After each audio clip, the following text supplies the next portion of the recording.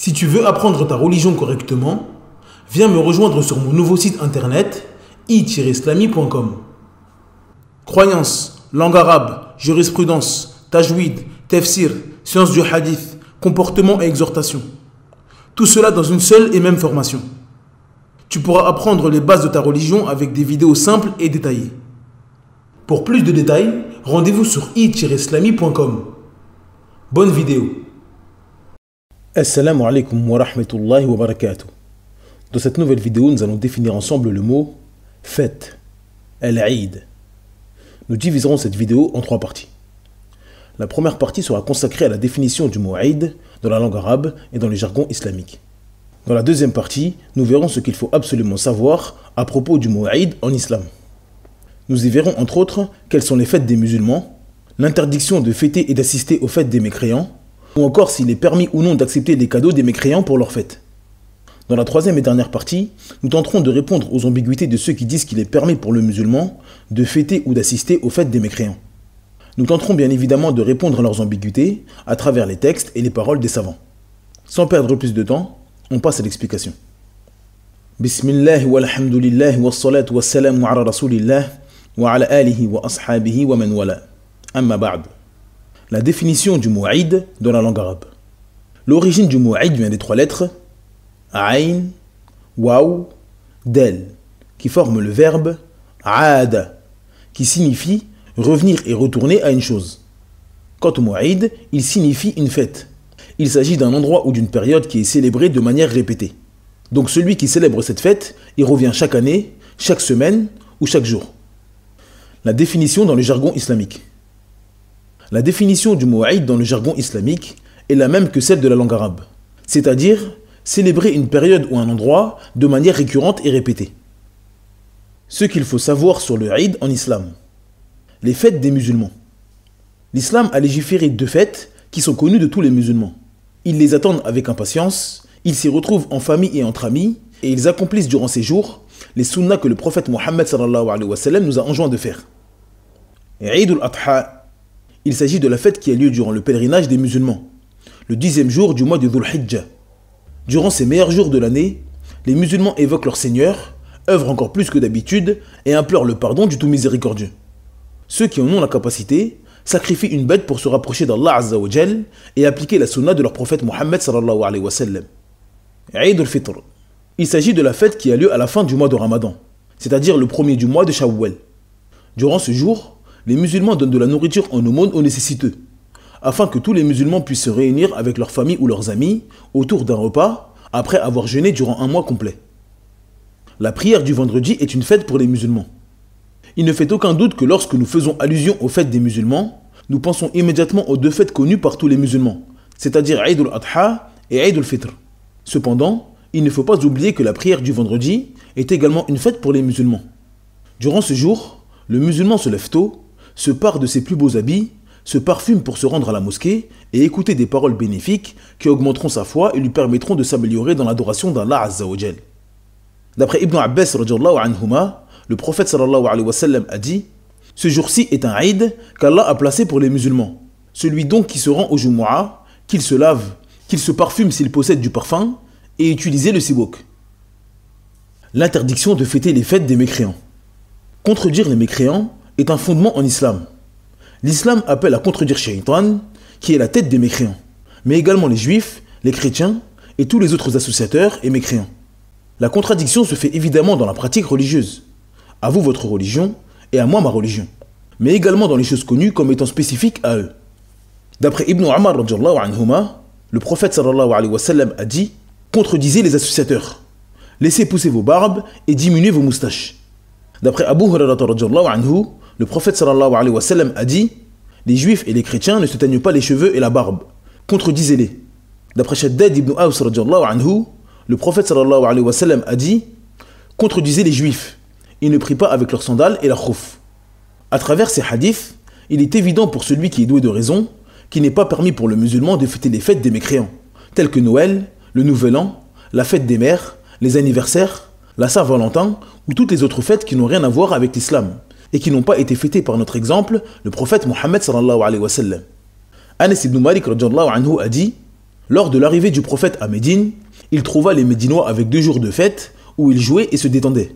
Le prophète leur demanda « Quels sont ces 2 jours ?» Ils ont dit « Il s'agit de 2 jours où nous avions l'habitude de nous amuser dans la jahiliya. » Le prophète sallallahu alayhi wa sallam rétorqua « Certes, Allah vous a remplacé ces 2 jours par 2 jours meilleurs encore, le jour d'Al-Adha et le jour d'Al-Fitr. » Dans ce noble hadith, le prophète sallallahu alayhi wa sallam a enjoint les nouveaux musulmans de Médine à délaisser leur fête pour adopter celle de l'islam.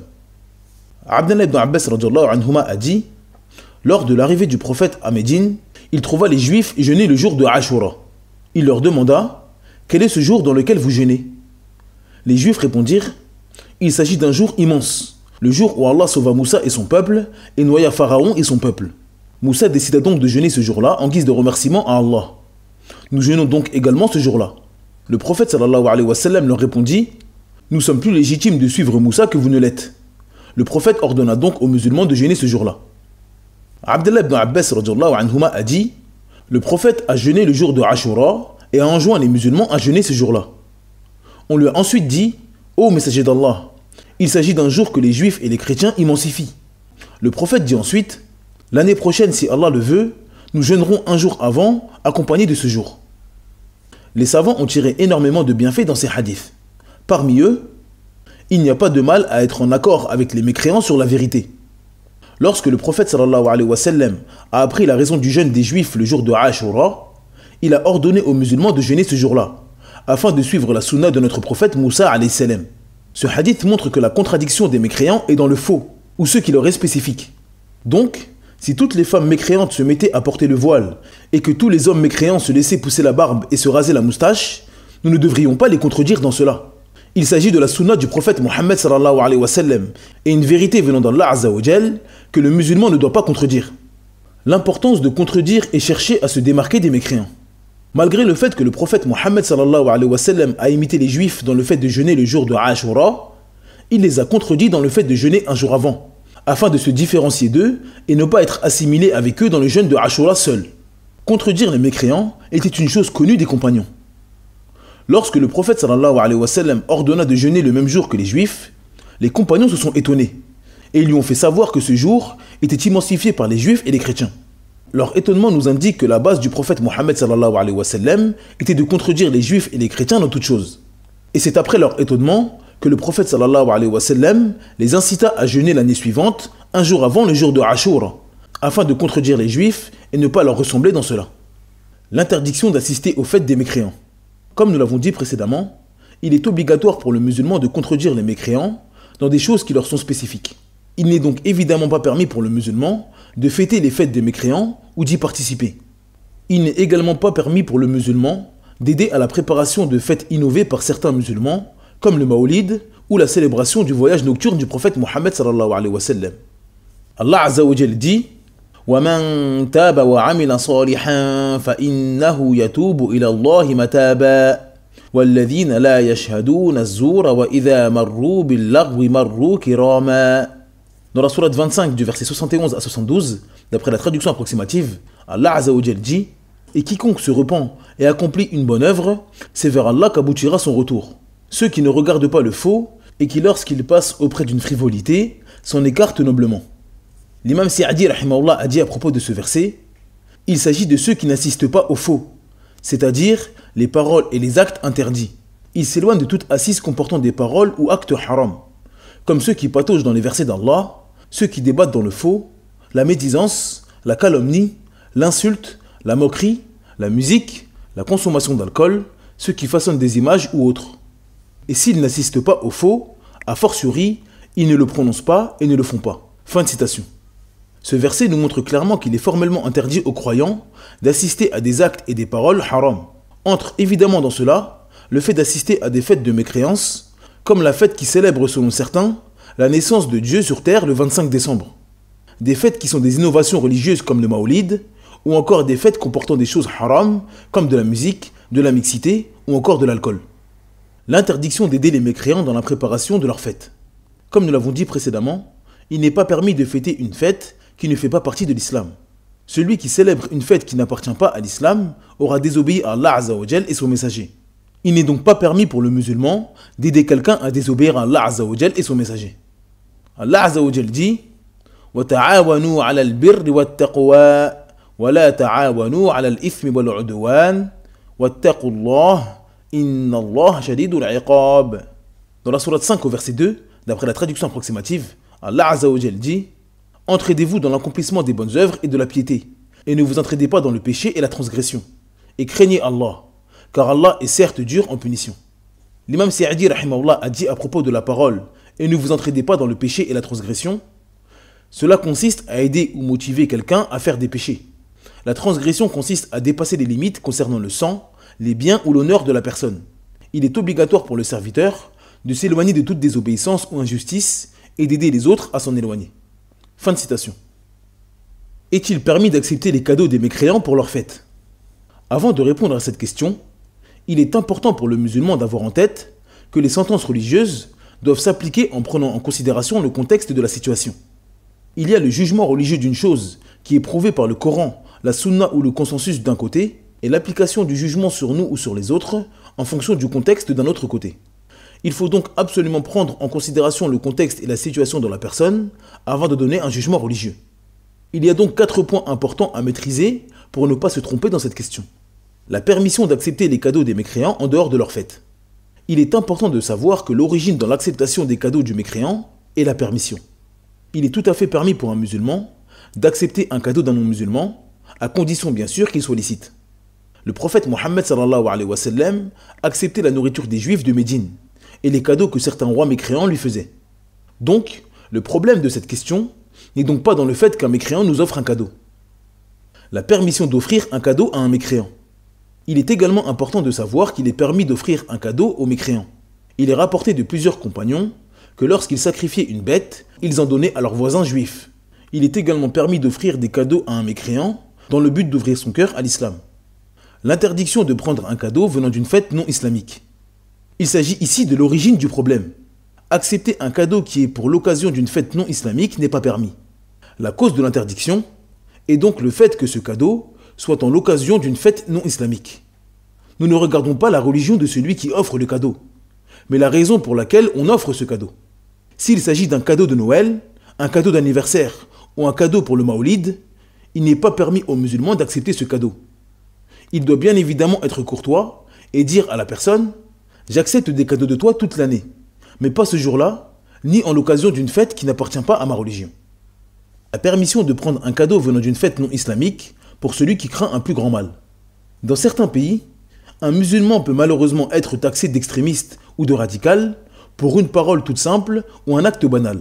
Si le musulman sait que refuser un cadeau pour l'occasion d'une fête non islamique pourrait lui causer du tort et qu'un plus grand mal pourrait le toucher, alors il est permis pour lui d'accepter ce cadeau. Mais il doit bien évidemment s'en désavouer et ne pas jouir de ce cadeau et l'utiliser. Il a accepté ce cadeau dans le but d'éviter un mal et non dans le but d'en profiter. Réponse aux ambiguïtés. Tout est autorisé jusqu'à preuve du contraire. Certaines personnes voulant permettre aux musulmans de fêter les fêtes des mécréants s'argumentent d'une règle connue en islam, afin de prétendre qu'il n'y a pas de mal à fêter son anniversaire, la fête des mères ou la Saint-Valentin. Ils disent « L'origine dans les choses mondaines est la permission.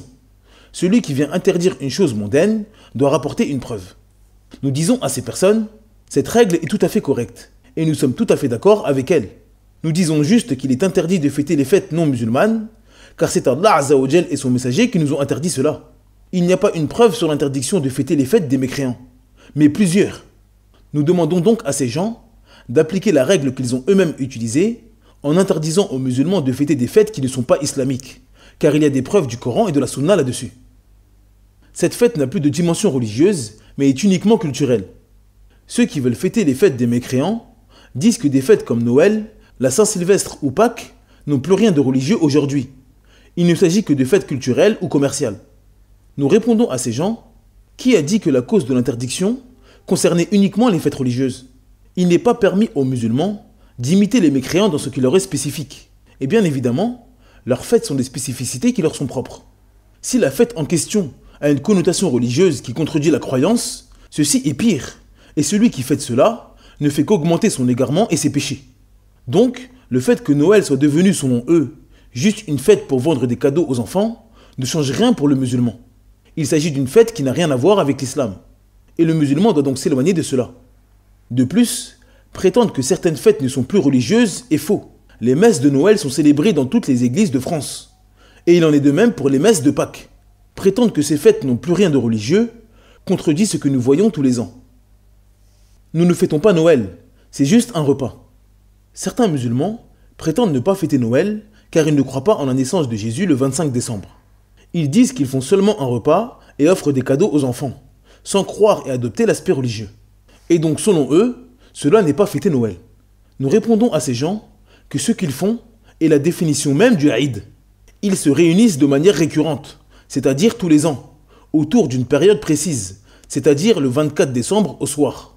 Ils préparent ce repas des semaines à l'avance et cherchent les meilleurs cadeaux afin de faire plaisir aux enfants. Il n'y a aucun doute pour celui qui est doué de raison que cela est une fête. Nous disons à ceux qui prétendent ne pas fêter Noël alors qu'ils se réunissent tous les ans le 24 décembre, pourquoi ne pas laisser le 24 décembre et faire ce repas que vous prétendez ne pas être une fête le 21 avril ou encore le 16 août, ou tout simplement faire un repas dans l'année sans donner une date précise. Ces gens-là n'accepteront jamais, car ce qu'ils visent en réalité est la date du 24 décembre, du 31 décembre ou du 14 février. Il ne fait aucun doute que ceux qui font cela fêtent Noël, le Nouvel An ou la Saint-Valentin. Le fait de ne pas croire à la croyance qui se trouve derrière n'enlève en rien le caractère interdit de fêter les fêtes des mécréants. Combien d'athées et de gens qui prétendent ne pas être chrétiens mettent un sapin dans leur maison et font un repas le 24 décembre. Et il ne fait aucun doute que nous allons dire d'eux qu'ils fêtent Noël, même s'ils ne croient pas en la croyance chrétienne du 25 décembre. A noter que certains musulmans se réunissent le 25 ou le 26 décembre au soir en pensant ne pas fêter Noël. Cela ne les fait pas sortir de l'interdiction, car comme nous l'avons dit, une fête en islam consiste à se réunir de manière récurrente lors d'une date précise ou un endroit précis. En se réunissant tous les ans le 26 décembre, ils ont pris ce jour-là pour une fête, et il n'est pas permis aux musulmans de prendre d'autres fêtes en dehors de ce que l'islam a légiféré. Les non-musulmans nous souhaitent également bonne fête. Ce n'est que de la politesse et de la courtoisie. Certaines personnes qui égarent les musulmans par ignorance ou volontairement prétendent qu'il n'y a pas de mal à souhaiter de bonnes fêtes aux mécréants. Ils prétendent que cela fait partie de la politesse, car certains non-musulmans souhaitent de bonnes fêtes aux musulmans, et que cela fait partie de la bonne entente mutuelle. Pour répondre à cela, il est important de comprendre une chose que beaucoup de musulmans ignorent malheureusement. Ce qui est haram pour le musulman est haram pour le mécréant, et il sera châtié pour cela. Allah Azza wa Jal dit وَوَيْلٌ لِلْمُشْرِكِينَ الَّذِينَ لَا يُؤْتُونَ الزَّكَاةَ وَهُمْ بِالْآخِرَةِ هُمْ كَافِرُونَ. Dans la sourate 41, du verset 6 à 7, d'après la traduction approximative, Allah Azza wa Jal dit « Et malheur aux associateurs, qui n'acquittent pas la zakat et ne croient pas en l'au-delà. » Dans ces nobles versets, Allah menace et blâme les associateurs car ils ne donnent pas la zakat. Comme nous l'avons dit dans la vidéo sur l'adoration, le lien est dans la barre de description, le fait qu'Allah Azza wa Jal menace signifie que cela est haram et que la personne mérite le châtiment pour cela. Allah Azza wa Jal dit « Ma salakakum fi saqar, qalu lam naku minal musallin, wa lam naku nut'imul miskin, wa kunna nakhudu ma'al khaidin, wa kunna nukadhibu biyawmiddin. » Dans la sourate 74, du verset 42 à 46, d'après la traduction approximative, Allah Azza wa Jal dit « Qu'est-ce qui vous a acheminé à Saqar ?» Ils diront « Nous n'étions pas de ceux qui faisaient la prière, et nous ne nourrissions pas le pauvre, et nous nous associons à ceux qui tenaient des conversations futiles, et nous traitions de mensonges le jour de la rétribution. » Ce noble verset nous informe que le jour du jugement, Allah Azza wa Jal demandera aux mécréants ce qui les a conduits au feu. Ils répondront qu'ils ne faisaient pas la prière ou qu'ils ne nourrissaient pas le pauvre. Toutes ces choses sont obligatoires pour le musulman, et le mécréant sera châtié pour avoir délaissé des obligations comme la prière, le ramadan, le pèlerinage ou la zakat. Il sera également châtié pour avoir accompli des actes interdits, comme la fornication, l'usure, l'insulte ou fêter des fêtes qui contredisent la législation d'Allah Azza wa Jal. Donc, si nous avons en tête que ce qui est interdit pour le musulman est également interdit pour le mécréant, nous comprenons aisément qu'il est interdit pour le mécréant de fêter des fêtes de mécréance qui insultent Allah Azza wa Jal et qui contredisent la bonne croyance. Il est donc évident pour celui qui est doué de raison qu'il n'est pas permis de féliciter ou souhaiter une bonne fête alors que cette fête est haram et que celui qui fait cela est sous la menace du châtiment. Et s'argumenter que cette personne n'est pas musulmane et que cette fête fait partie de cette tradition n'est pas recevable, car il est également sous la menace du châtiment pour fêter cette fête de mécréance ou d'égarement. En ce qui concerne le bon comportement, il ne fait aucun doute que le musulman doit avoir un bon comportement, car le Coran et la Sunna du prophète Mohammed sallallahu alayhi wa sallam ont appelé à cela. Cependant, le musulman doit avoir un bon comportement vis-à-vis d'Allah Azza wa Jal en premier lieu. Il n'est pas permis de désobéir à Allah Azza wa Jal au nom du bon comportement. Le musulman fournit des efforts dans le bon comportement, car il s'agit d'un ordre d'Allah Azza wa Jal. Et le musulman est celui qui cherche la satisfaction d'Allah Azza wa Jal et non des créatures. Donc, faire un acte qu'Allah Azza wa Jal et son messager ont interdit n'entre pas dans le bon comportement. C'est Allah Azza wa Jal et son messager qui nous ont indiqué ce qu'est le bon comportement et ce qui ne l'est pas. Et les textes nous indiquent que participer aux fêtes des mécréants, les aider dans cela ou leur souhaiter une bonne fête n'est pas permis. Cela ne fait en aucun cas partie du bon comportement islamique. Bien évidemment, ne pas souhaiter bonne fête aux mécréants n'implique pas d'être impoli, irrespectueux et sévère. Si un mécréant vous souhaite un joyeux Noël ou un joyeux anniversaire, il ne convient pas de l'ignorer et lui tourner le dos. Il suffit juste de lui expliquer qu'en islam, cela ne fait pas partie de nos fêtes, et que par conséquent, nous ne la fêtons pas et nous ne souhaitons pas bonne fête à ceux qui y participent. Si tout cela est expliqué calmement, avec un joli sourire, il n'y a pas de raison que la personne en face de vous ne comprenne pas votre démarche, Inch'Allah Azza wa Jal. Et concernant le fait que certains mécréants nous souhaitent une bonne fête, nous disons qu'il n'y a aucun mal à être en accord avec les mécréants sur la vérité, comme nous l'avons dit précédemment. Cette vidéo est maintenant terminée, merci de l'avoir visionnée jusqu'à la fin. Pour télécharger gratuitement le PDF de cette explication, je vous invite à vous rendre sur le site i-islami.com. N'oubliez pas de vous abonner à la chaîne et d'activer la cloche de notification. Cela permettra de toucher un plus grand nombre de personnes, Inch'Allah Azza wa Jal. En attendant, je vous dis Assalamu alaikum wa rahmatullahi wa barakatuh. Subhanaka Allahumma bihamdik, ashhadu an la ilaha illa ant, astaghfiruka wa atubu ilayk.